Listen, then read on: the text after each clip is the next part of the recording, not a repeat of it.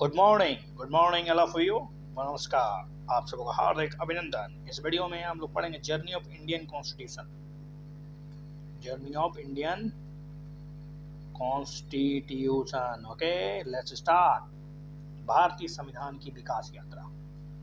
भारतीय संविधान जो कि दुनिया का सबसे विशाल, सबसे जटिल, सबसे लंबा लिखित संविधान, उसकी विकास यात्रा कैसे हुई, सब कुछ, एवरीथिंग। और सबसे बड़ी बात, एग्जाम में से 2 प्रश्न तो लिख लीजिए।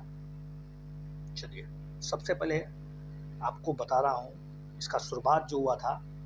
एक तो 1773 से पढ़ेंगे हम लोग लगभग 1853 तक, जिसको हम लोग एक तरह से ब्रिटिश ईस्ट इंडिया कंपनी कह सकते हैं। उसके द्वारा जो पारित किए गए जो एक्ट हैं उसको अध्ययन करेंगे। और उसके बाद हम लोग 1858 से 1947 के बीच जितनी भी घटनाएं घटी ब्रिटिश ताज के अंतर्गत हुई, उसके द्वारा पारित किया गया, ब्रिटिश पार्लियामेंट के द्वारा पारित किया गया जो एक्ट्स है उनके बारे में।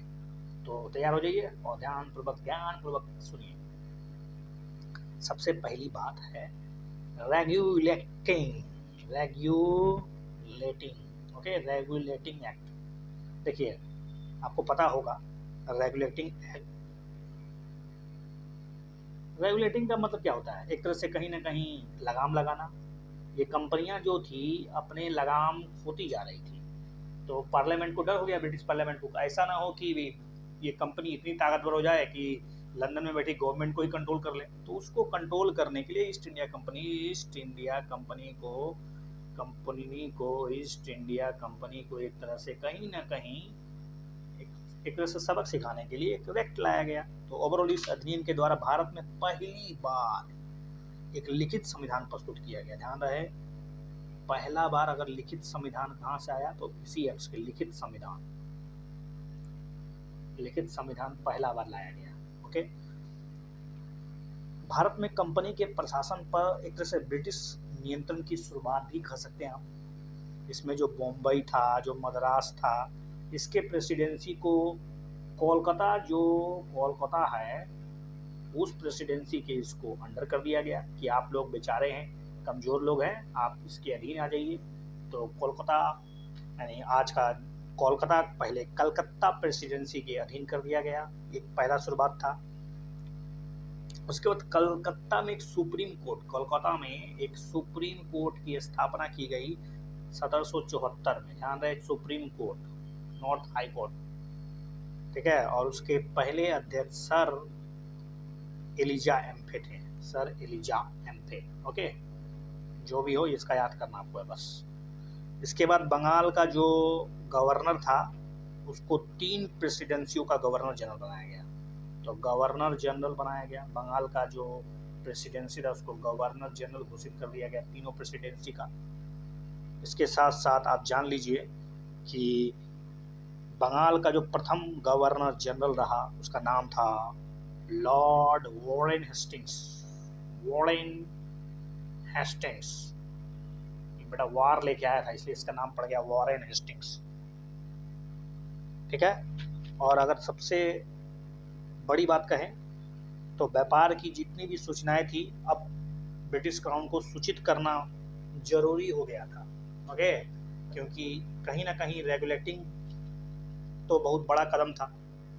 उसके बाद एक छोटा सा एक्ट आया गया 1781 का, जो एक्ट ऑफ सेटलमेंट जिसको बोलते हैं, इसको एक्ट ऑफ सेटलमेंट भी बोलते हैं, act of settlement. Okay, act of settlement के तहत क्या किया गया कि बस आप समझ लीजिए कि जो 1773 का जो रेगुलेटिंग एक्ट था, ठीक है, 1773 का जो रेगुलेटिंग एक्ट था उसमें जो कुछ कमियां थी उसको एक तरह से सुधारने के लिए, बस आप यही बात याद रखिए। उसके बाद पिट्स इंडिया एक्ट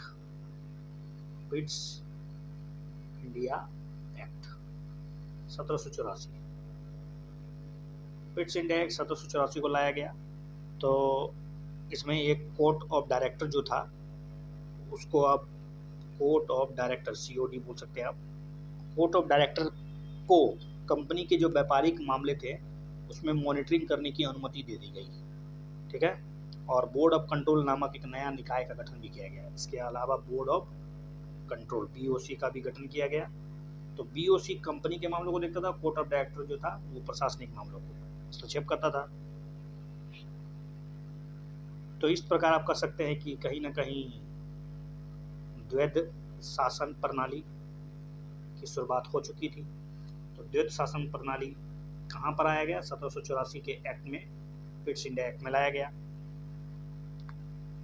उसके बाद बात करते हैं हम लोग चार्टर एक्ट 1813 का। बस तिथि लिख रहा हूँ मैं, चार्टर एक्ट 1813, चूँकि जल्दी जल्दी आपको बताना है। तो सीधा सा बात है, इसमें चीन के साथ व्यापार और चाय पर जो व्यापार था वो मोनोपोली छोड़ के बाकी जो मोनोपोली थी एक तरह से ब्रिटिश ईस्ट इंडिया कंपनी की, उसको समाप्त कर दिया गया। अब ब्रिटिश के और भी जो कंपनियां थी उनके लिए भारत का दरवाज़ा खोल दिया गया कि आइए निवेश कीजिए, घुसिए, कोई दिक्कत नहीं है। कुछ सीमाओं के साथ भारत के साथ जो व्यापार करने की जो अनुमति थी वो ब्रिटिश वासियों को दे दिया गया। इसके अलावा ईसाई मिशनरी जो थे उनको कहा गया कि आइए और यहाँ पर आप ईसाई धर्म को फैलाइए। ईसाई धर्म को फैलाने के लिए 1813 में ईसाई मिशनरियों को यहाँ पर घुसने का अनुमति मिल गया। और साथ ही साथ 1 लाख रुपया खर्च करने की बात तो की गई कि शिक्षा के लिए 1 लाख खर्चा होना चाहिए। अब हुआ कि नहीं हुआ ये तो प्रश्न चिन्ह है, इस पर कभी हुआ ही नहीं। ठीक है। 1833 का चार्टर एक्ट। अब तक जो चाय और चीन की बात कर रहे थे हम लोग, चाय चीन, उसमें जो एकाधिकार था, मोनोपोली था ब्रिटिश ईस्ट इंडिया कंपनी का, सब खत्म। जितने भी एकाधिकार थे वो सब खत्म हो गए। और साथ ही साथ एक तरह से कहीं ना कहीं आप देखेंगे तो अब वो बंगाल का गवर्नर, अब बंगाल का गवर्नर नहीं रहा, बल्कि उसको कन्वर्ट कर दिया गया भारत का गवर्नर जनरल बना दिया गया। और भारत का पहला गवर्नर जनरल कहा जाए तो उसका नाम था William Bentinck. Okay, William Bentinck, Bharat का पहला गवर्नर जनरल विलियम बेंटिक। और एक तरह से कहा जाए ना तो अब एक तरह से मोनोपोली सिस्टम तो खत्म हो चुका था। अब ये क्या हुआ कि एक तरह से सेंट्रलाइज सिस्टम था। लॉर्ड मैकाले की अध्यक्षता में विधि आयोग की स्थापना की बात उठी, विधि आयोग बने, आयोजन का प्रयास तो किया गया था लेकिन सफल नहीं हुआ। इसके साथ साथ सिविल सेवा के बारे में कुछ प्रश्न उठे थे कि सिविल सेवा के चयन की जो खुली प्रतियोगिता है उसको शुरुआत किया जाना चाहिए, लेकिन प्रयास था लेकिन हो नहीं पाया सफल। दास प्रथा को गैर कानूनी घोषित कर दिया गया। इसके अलावा कहीं ना कहीं आप ध्यान से अगर देखेंगे, इसको अध्ययन करेंगे तो आपको पता चलेगा ना कि यहाँ पर एक तरह से ब्रिटिश राज के दरमियान ही संविधान निर्माण का जो प्रथम संकेत होता ना वो मिलने लगा था। बात करते हैं 1853 के चार्टर एक्ट की। 1853 का चार्टर एक्ट एक तरह से कहा जाए तो एक तरह से विस्तारवादी नीति था। एक तरह से विस्तार किया गया था। विधायिका में जो सदस्यों की संख्या है उसको 6 से बढ़ाकर अब 12 कर दिया गया था। ठीक है। गवर्नर जनरल की परिषद में सदस्यों की संख्या बढ़ना कहीं ना कहीं एक तरह से थोड़ा ना थोड़ा सरकार आप थोड़ा सा समझ रही है बातों को। इसके अलावा आप समझ सकते हैं कि 6 जो नए सदस्य बंगाल में जो मुख्य न्यायाधीश थे, इसके अलावा कलकत्ता उच्च न्यायालय के जो मुख्य न्यायाधीश था, बंगाल, मद्रास और बम्बई और आगरा के प्रांत के एक एक रिप्रेजेंटेटिव को चुन लिया गया। ठीक है। उसके बाद भारत के लिए एक पृथक विधान परिषद की स्थापना की बात की गई, जिसको आगे चलकर हम लघु संसद बोल सकते हैं। लेकिन सबसे इम्पोर्टेंट इसमें सिविल सेवा के बारे में, सिविल सेवा का जो खुली प्रतियोगिता का जो चयन होगा, पहली बार सिविल सेवाओं में भारतीयों को शामिल करने के लिए इस पर एक तरह से प्रयास किया गया, प्रावधान किया गया। ये था ब्रिटिश ईस्ट इंडिया कंपनी के अधीन। अब हम लोग पढ़ेंगे 1858 का जो एक्ट आएगा वो पूरी तरह से सब कुछ बदल के रख देगा। अब जो court of director, board of control, ये सब जो पहले हुआ करता था, ठीक है, court of director, board of control, सबको समाप्त कर दिया गया, सबको खत्म कर दिया गया। और इसके स्थान पर एक तरह से secretary of state of India Bharat सचिव की नियुक्ति की गई। और ये भारतीय सचिव जो था, ये भारत सचिव जो था वो इंग्लैंड में जो पार्लियामेंट था उसका एक मेंबर हो, कैबिनेट मेंबर था। ओके। अगर देखा जाए तो 1858 के एक्ट में बहुत कुछ परिवर्तन हुआ। 1858 का एक्ट में सबसे बड़ा परिवर्तन देखा जाए तो मुगल सम्राट के जो पद थे उसको समाप्त कर दिया गया। साथ ही साथ भारत का गवर्नर जनरल को अब गवर्नर जनरल नहीं कहा कि वाय सराय कहा जाने लगा। इसके अलावा सेना में तब्दीली की गई। ठीक है, लॉर्ड कैनिंग के बारे में बता देता हूँ। ये लॉर्ड कैनिंग भारत का पहला वायसराय और अंतिम गवर्नर जनरल था। ठीक है, 1861 की बात करें, Indian council act 1860, Indian council act IC 1861, इसमें एक तरह से संवैधानिक इतिहास की एक बहुत बड़ी घटना हुई, क्योंकि इसके द्वारा एक तरह से मंत्रिमंडल का विस्तार किया गया, नींव रखी गई। और एक तरह से कह सकते हैं कि इसमें विधान परिषद में जो न्यूनतम 6 सदस्य थे और अधिकतम जो 12 जो मनोनीत सदस्य थे, उनका कम से कम आधा सदस्य जो है ना, उनको गैर सरकारी होना जरूरी कर दिया गया। इसमें आपको बता देते हैं कि लॉर्ड कैनिंग ने 3 भारतीय सदस्यों को, जिसमें एक तो बनारस के राजा थे, पटियाला का था महाराजा, और एक व्यक्ति था सर दिनकर राव।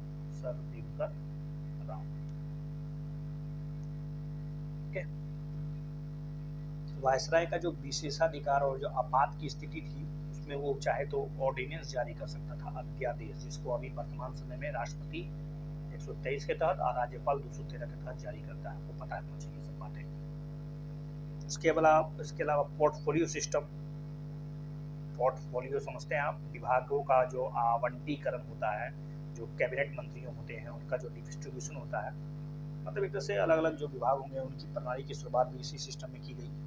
और बम्बई और जो मद्रास की प्रेसिडेंसियों को कानून बनाने की शक्ति को फिर से दे दिया गया। एक तरह से इसमें डिसेंट्रलाइजेशन की बात आपको देख सकते हैं। वापस 1833 से वापस लौटे तो 1861 में आपने कहीं ना कहीं फिर से आप उनको पावर दे दी है।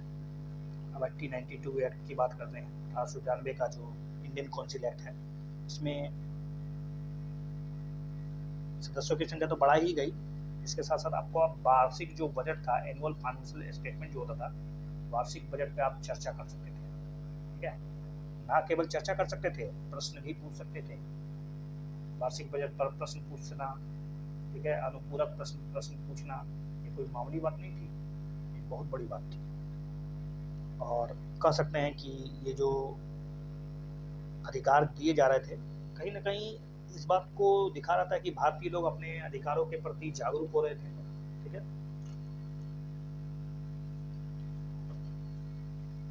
एक बात याद रखिएगा, 1892 का जब एक्ट पास हुआ था, उस समय भारतीय राष्ट्रीय कांग्रेस के जो 1889 से जो 1891 के जो अधिवेशन हुए थे, उसके जो स्वीकार किए गए जो प्रस्ताव थे, उससे काफ़ी वो प्रभावित था, क्योंकि ये 1885 में भारतीय राष्ट्रीय कांग्रेस, इंडियन नेशनल कांग्रेस की स्थापना हो चुकी थी।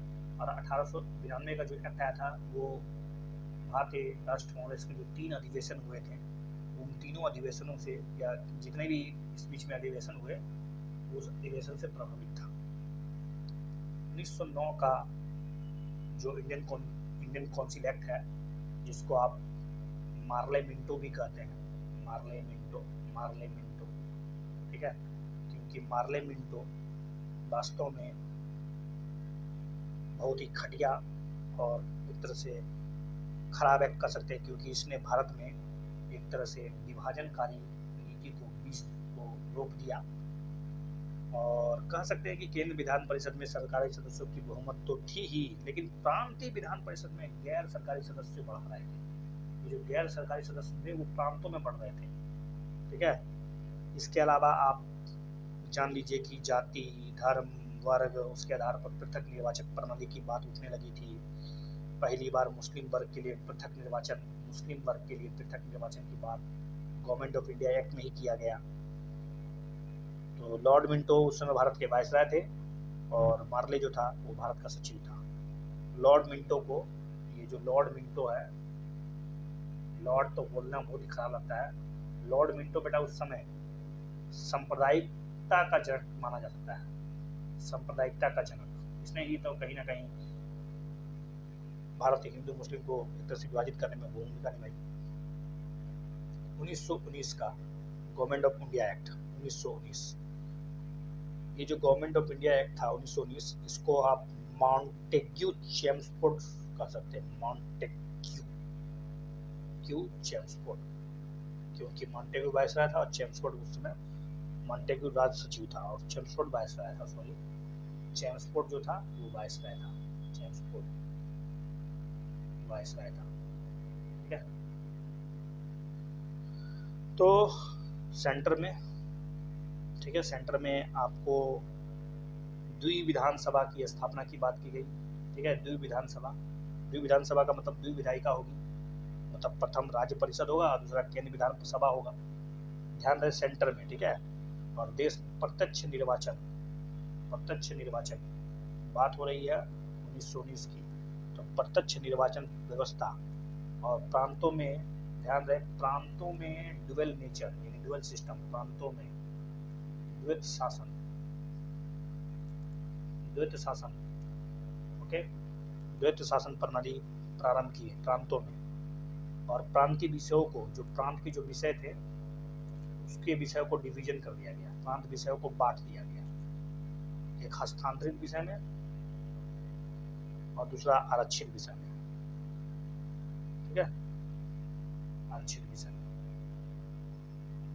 अब पूछा जा सकता है परीक्षा में कि ये हस्तांतरित विषय क्या है, तो सीधा सीधा समझ लीजिए कि जैसे शिक्षा है, पुस्तकालय है, और लॉ एंड ऑर्डर स्थानीय शासन का हो, या मनोरंजन हो, या उद्योग हो, मतलब इस पर गवर्नर जो था ना, वो एक तरह से गवर्नर और विधान परिषद के प्रति उत्तरदायी था गवर्नर। लेकिन जो रिजर्व कैटेगरी में जो रखे गए थे, रिजर्व कर दिया गया था, जिसमें कि रक्षा, विदेशी मामला, भूमि, वित्तीय, अकाल, सहायता, न्याय, पुलिस, पेंशन, छापाखाना, सिंचाई हो, जलमार्ग हो, कारखाना हो, एक तरह से बड़ा बड़ा जो पावरफुल जो डिपार्टमेंट था उसको सब आरक्षित कर दिया गया था। इसमें लोकसभा का गठन भी किया गया था। ठीक है, लोक सेवा आयोग के गठन का बात किया गया। इसके अलावा आप समझ लीजिए कि इसमें सांप्रदायिकता का जो आधार था उसको विस्तृत कर दिया गया, सांप्रदायिक आधार उसको और चौड़ा कर दिया गया। अर्थात अब जो सांप्रदायिकता निर्वाचन था उसको सिखों, ईसाइयों, ठीक है, आंग्ल भारतीयों के बीच भी कहीं ना कहीं पृथक निर्वाचन प्रणाली की बोझ एक तरह से बीच डाल दी गई। पहली बार इसमें केंद्र बजट को राज्य बजट से, मतलब केंद्र का अपना बजट होगा, केंद्र बजट और राज्य बजट, ये डिवीजन हो गया, दोनों के बीच में डिवीजन हो गया। तो किस एक्ट में हुआ? ये एक्ट का नाम था 1919 एक्ट, 1919 का एक्ट। ठीक है, और भारत में महिलाओं को पहली बार महिला को वोट देने का अधिकार, ठीक है, वोट देने का अधिकार, महिला मत दे सकती थी। ये भी कहीं ना कहीं गुलाम भारत में महिला को मताधिकार देने का अधिकार कब किया गया था? 1919 एक्ट में। उसके बाद भारत शासन अधिनियम 1935 का जो एक्ट है, लंदन में जो तीनों गोलमेज सम्मेलन हुआ था उसका एक तरह से परिणाम था ये। इसमें संवैधानिक सुधारों की बात की गई थी। और सबसे पहले संघीय प्रणाली, ये जो संघीय सिस्टम देख रहे हैं भारत में आज या इंग्लैंड में, इस संघीय सिस्टम जो है फेडरल सिस्टम, इसकी स्थापना इसी एक्ट में की गई। और इसमें ब्रिटिश, भारतीय प्रांत और देशी रियासत आते थे। केंद्र में द्वैत शासन स्थापित किया गया, द्वैत शासन, ध्यान रहे 1919 के एक्ट में प्रांतों में द्वैत शासन स्थापित किया गया था। ठीक है, उसमें वहाँ समाप्त कर दिया गया। 1935 के एक्ट में द्वैत शासन जो है अब वो केंद्र में लागू हो गया, प्रांतों में समाप्त कर दिया गया। गजब बात। 1937 में संघीय न्यायालय की स्थापना की गई, सुप्रीम कोर्ट जिसको बोलते हैं, संघीय न्यायालय। ठीक है, संघीय न्यायालय कब बना? तो किस एक्ट के द्वारा बना? तो 1935 के। उसके बाद भारत परिषद को समाप्त कर दिया गया और अंतिम न्यायालय जो था वो प्रिवी काउंसिल को बना दिया गया। ये जो बर्मा, जिसको आज लोग म्यांमार बोलते हैं, बर्मा का जो डिवीजन था भारत से, मतलब एक तरह से अलग करना, बर्मा को भारत से अलग कर दिया 1937 में। 11 में से 6 ऐसे प्रांत थे जहाँ पर एक तरह से विधानमंडल में 2 सदन व्यवस्था है, द्विसदनी व्यवस्था 6 मंडल में। और ये 6 मंडल थे असम, बंगाल, बिहार, बम्बई, मद्रास और संयुक्त प्रांत। इसके अलावा आरबीआई की स्थापना भी की गई। लेकिन ये जो दलित लोग हैं ना, दलित जाति, महिला, मजदूर, उसको भी पृथक निर्वाचन के साथ जोड़ने की कोशिश की इसमें। हालांकि मताधिकार का विस्तार तो किया गया, लेकिन उतना ज़्यादा नहीं, बस 10% जनसंख्या को वोट देने का अधिकार था 1935 में। और एक फेडरल लोक सेवा आयोग, फेडरल लोक सेवा आयोग की स्थापना की गई, जिसको आज हम जानते हैं यूपीएससी के तौर पर। तो 1935 का जो भारत शासन अधिनियम था जुलाई 1936 से लागू हुआ था और 37 में चुनाव हो गया।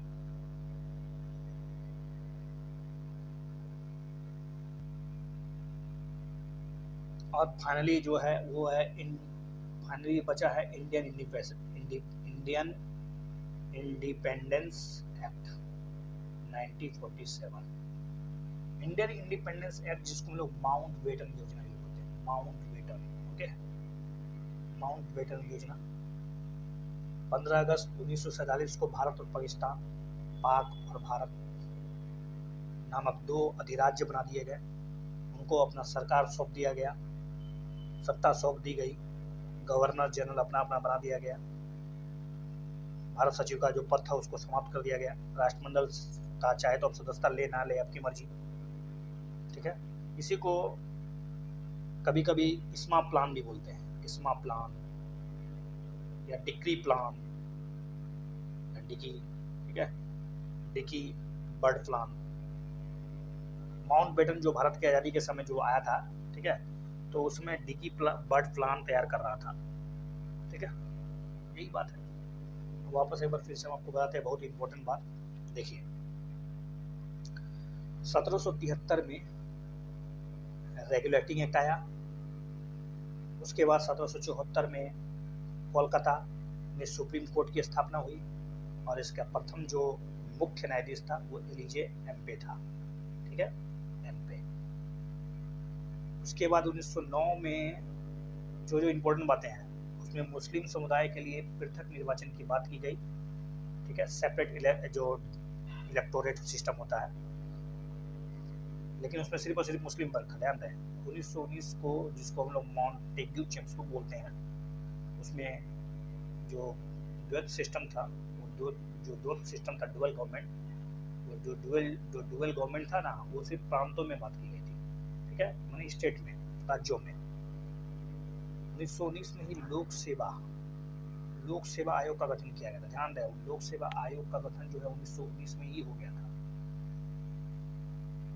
और ये जो सांप्रदायिकता निर्वाचन, ये जो सांप्रदायिक निर्वाचन के जनक जो कहते हैं, सांप्रदायिक निर्वाचन किसको कहते हैं? लॉर्ड मिंटो को। लॉर्ड मिंटो पिंटो जो है, यही नाम विभाजन किया था। प्रांतों में जो द्वैत शासन था ना, प्रांतों में जो द्वैत शासन, जिसको 1919 से एक्ट के द्वारा लाया था, प्रांतों में द्वैत शासन, उसका जनक कौन है? ये जो लियोनल कॉटिस, लियोनल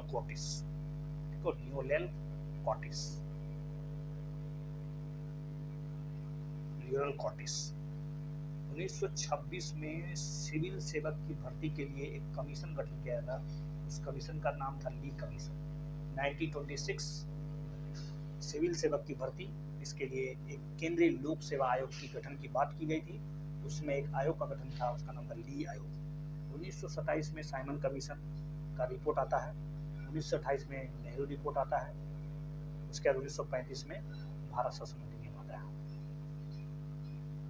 तो 1935 में भारतीय शासन अधिनियम जो लाया गया था, उसके तहत आपको पता होगा संघीय प्रणाली या संघीय शासन व्यवस्था 1935 एक्ट के तहत लाया गया। केंद्र में डुअल सिस्टम 1935 के एक्ट के द्वारा ही लाया गया और प्रांतों में समाप्त कर दिया गया। लॉर्ड माउंटबेटन जो थे, ठीक है, माउंटबेटन जो थे वो मतलब भारत के जो सभी राजनीतिक दल से उसे विचार विमर्श कर रहे थे और कह रहे थे कि भारत को हम लोग 3 जून 1947 को छोड़ देंगे। उसको ही माउंट बेटन योजना कहते हैं। 18 जुलाई को 1947 को, ठीक है, भारतीय स्वतंत्रता अधिनियम पारित किया गया था, भारतीय स्वतंत्रता अधिनियम। और 14 और 15 अगस्त की जो मध्य रात्रि थी, इसमें 2 नया डोमिनियन बनाया गया था, भारत और पाकिस्तान। और लॉर्ड माउंटबेटन नए डोमिनियन भारत के प्रथम गवर्नर जनरल बने थे। लॉर्ड माउंटबेटन ने पंडित नेहरू को भारत का पहला गवर्नर जनरल का शपथ दिलाया था। ध्यान रहे, भारत के जो प्रथम गवर्नर मतलब प्रथम जो प्राइम मिनिस्टर थे पंडित नेहरू जी, उनको शपथ दिलाया था लॉर्ड माउंटबेटन ने। ये केबीसी में बहुत 25 लाख का सवाल था। 1946 में जो संविधान सभा को जो स्वतंत्र भारत की डोमिनियन की संसद के रूप में, हमारा जो संविधान सभा था ना, उसी को हम लोग बाद में संसद के रूप में, ये भी सवाल पूछा गया था, संविधान को जो संविधान सभा थी उसी को संसद में तब्दील किया गया बाद में। और स्वतंत्र भारत के जो प्रथम और अंतिम भारतीय गवर्नर जनरल सी गोपालाचारी। तो इस वीडियो को देखने के लिए बहुत बहुत धन्यवाद। देखिए, इस वीडियो को देखिए और सुनिए, रिवीजन कीजिए। अभ्यास इज अभ्यास, तभी आपको सफलता मिलेगी। Thank you.